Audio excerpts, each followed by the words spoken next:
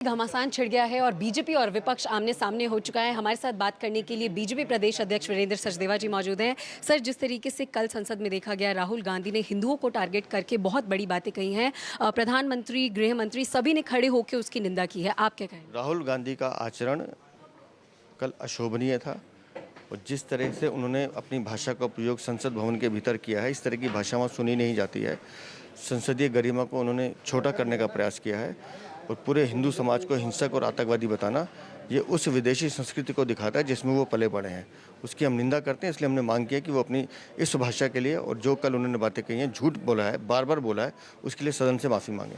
साथ ही सर, किसानों को आतंकवादी कहा है राहुल गांधी ने, कि बीजेपी ने ऐसा कहा है, और साथ ही अग्निवीर स्कीम पर भी उन्होंने कहा है कि यूज एंड थ्रो हो रहा है। सदन में हमारे माननीय कृषि मंत्री, माननीय रक्षा मंत्री, इन दोनों ने इस बातों का जवाब दिया है और ये बातें, सदन में कही गई बातें का कोई ना कोई साक्ष्य रखना पड़ता है। तो राहुल गांधी ने जो झूठ बोला है उसके लिए उन्हें माफ़ी सदन में मांगनी ही पड़ेगी। सर, बस आखिरी सवाल, उन्होंने ये भी कहा है कि बीजेपी हिंदू नहीं है। अब ये सर्टिफिकेट तो राहुल गांधी हमें नहीं दे सकते, क्योंकि राहुल गांधी को मैंने कहा कि वो खुद विदेशी संस्कृति में पले बड़े हैं। अपना इतिहास देख लें कि कहाँ से वो आए हैं। तो हिंदू समाज और सनातन का अपमान कम से कम हिंदुस्तान तो नहीं सहेगा।